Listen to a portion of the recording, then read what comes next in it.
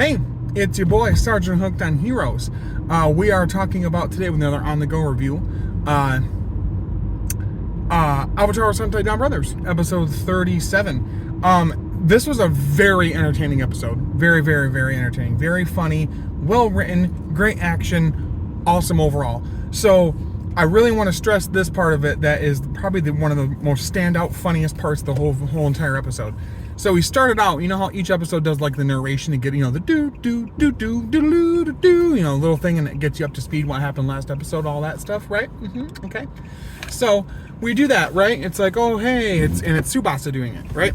So it's like, oh, hey, I'm Tsubasa, Inu brother, blah, blah, blah. I was trapped in the Juto, forest and whatever, and I escaped and defeated my doppelganger. How?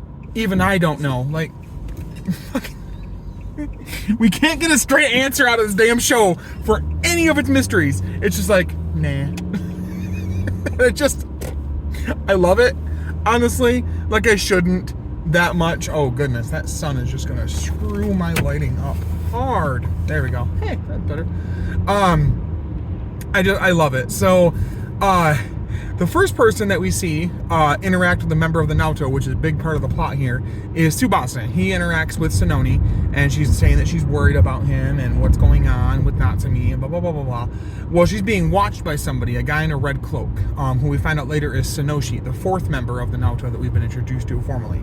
He is what's known as a inspector who has come to basically figure out why, for one, if they fight well enough, and for two, why they haven't defeated the DonBrothers yet. So he sees Sononi kind of, talking with and, being around Tsubasa, who he knows is a DonBrother, somehow, even though the rest of the team doesn't. Which I wonder if we're going to get a funny thing like that, where like the Naoto's going to be like, well, yeah, we knew you guys didn't know the whole time that was Inu brother. Anyway, we also get Haruka talking to Sonoza about her manga again, and Sonoshi is there as well. And I believe he sees Sonoi as well, just knows a lot about what happened with Sonoi and Momotaro. Momotaro, Taro, Momotaro. Anyway, and so he finally confronts them and asks what's going on. Why are you guys basically canoodling with the enemy? You're conspiring with them, or at least it looks like it. You're talking with them, acting friendly towards them. They're your enemies, blah, blah, blah. What's going on? And so the Naoto are kind of on the fence about it, and they're like, blah, blah, blah, we're kind of doing our thing. And he questions Sonoi and is like, especially you, because he goes through each of them, like, Sononi, why are you, talking with the dog, Inu brother there, blah, blah, blah. You clearly must have feelings for him somehow.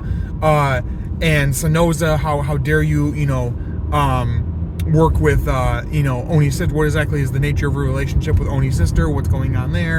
And he even gets after Sonoi and asks him, you defeated Momotaro once, and then you also were instrumental in reviving him. Why would you do that, Sonoi?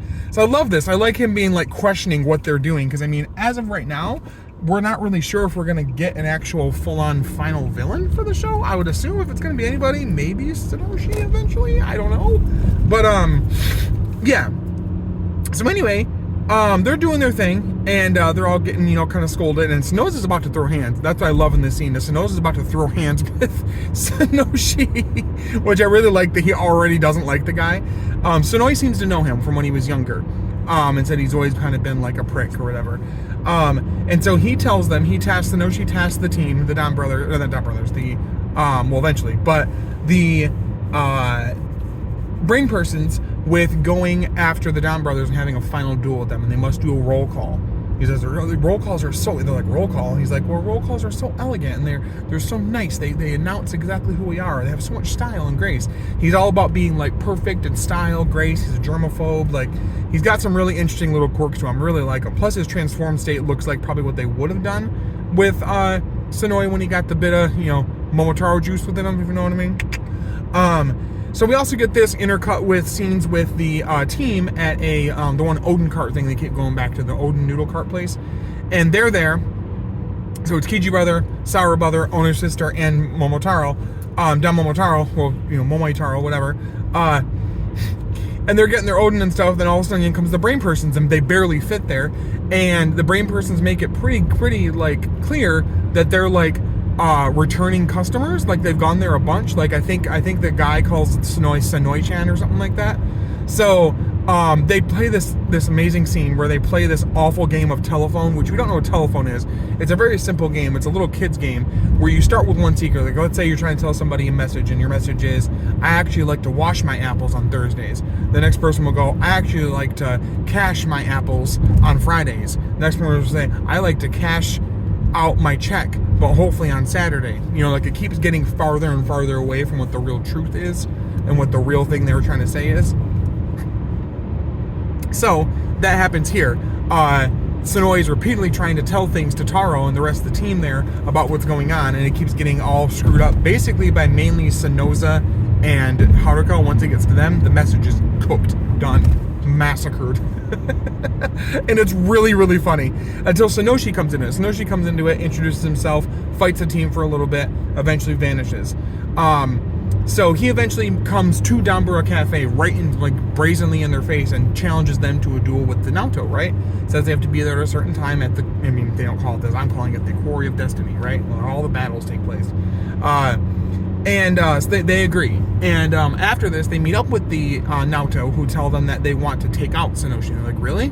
He's like, even Taro was like, but he's one of yours. Like, he's one of your, like, race. He's like, I know, but he's really fucking annoying, and he's gonna lead to our downfall. So I want him taken out. And so Sonoe says the only way that I can think of doing that if there was some way to make him into an Hitotsuki. But as you know, or Haruka like interrupts her or kind of talks at the same time as her and is like, wait, I thought that Naoto could not become Hitotsuki. Sonoe speaks up and says, well, that's not entirely true. Mostly that's true, but there is a very forbidden way where if you find a human who already has a maturing Hitotsuki attached to it, take it out at the right moment, right before it's about to transform into a Hitotsuki, you can capture it and transfer it to a Naoto, and they will become an Hitotsuki. It just has to be right at the right time. And so I found that really interesting. The nice little lore drop there, lore bit there. I really liked that. We also got this funny thing where the team realizes that a lot of them have a lot of connections with the members of the Naoto, like clearly Taro with Sonoe, and Haruka having the connections with Sonoza, which Sonoshi reveals, and that's when they all figure it out. And nobody thinks that anybody on the team has any connection with Sonoe, not knowing that Inu brother is Tsubasa and that he has a connection with her. So Sauro brother says, oh, well, I'll take it upon myself to find out more about her. I'll don't worry, I'll take it. Bro, you simping. All right, you're simping. It's okay, but you simping. And he tries and fails. Tries to do a haiku for her. She basically throws a pie in his face, and it's like, screw off. So they put together this plan. So they go to my man Minoru. Oh my God, Purple Ninja motherfucker, the great 3-time champ Hitotsuki fucking host. 3.5 if you think about it with this episode. And they get another Hitotsuki off of him. And my man is still hot, fiery focused on beating ass and just being a menace, a problem, an issue. So anyway, they take it from him, Sonoza does, and captures it, and they go to do the battle. We do get the brain persons doing their roll call. It is glorious, as we do the normal team getting it, except for Inu brother. And in place of him is actually Don Torable / Dorgoku. He swaps between his two forms to like basically roll call for each form, which I thought was just so ridiculous and unnecessary, but also amazing at the same time. So they fight, and they're doing their fight and everything, and they make it look pretty legit. I mean, I really did not see their plan coming of what they were going to do, but essentially what they do is they play upon the fact that when Taro lies, he dies, right? Like he dies. So they end up doing that. They end up making Taro lie and die to Sonoe just to catch Sonoshi off guard, attach a Totsuoki to him. The Naoto try fighting him at first and are about to destroy him, thinking it'll kill him and kill the Totsuoki, but Sonoe stops, and they're like, what are you doing? And he's like, well, I don't know if I can do this. He's one of our people. And I like that honor with him. I like that about Sonoe. He does have a string of honor to him where he doesn't truly want to hurt people, and I like that. And so the DonBrothers come in, they fight it, and of course, mecha fight, obligatory mecha fight, destroy it. Sonoshi goes sniveling and running away. I'll get you, DonBrothers, blah, blah, blah. How dare you do this to me, Naoto, and whatever, and blah, blah, blah. So we do get a lot of really good moments here where Taro and Sonoe are pretty, proud of each other for pulling off the plan like they did. A lot of, hands on shoulders and stuff like that. Just kiss already, damn it. Just kiss. Just be in a relationship. We know you love each other. It's fine. So, anyway... overall, a really entertaining episode. I really, really liked it. I love the little lore bit drops in here. I love that we get zero explanation for how Tsubasa actually escaped the, Juto forest hell he was in and defeated his doppelganger without dying somehow. Also, at the very end, Tsuyoshi has a creepy doll that he's worshiping as Miho for some reason. I don't know. Who fucking knows? Who has any goddamn idea? This show is Chaos the Show. Absolutely banger episode, 9.5 out of 10. Really, really enjoyed it. Let me know in the comments below. Favorite moments, not so favorite moments in the middle, favorite characters and all. What are you guys' thoughts for the next few episodes? But until next time, stay hooked on Heroes, and I will talk to you later. Bye-bye.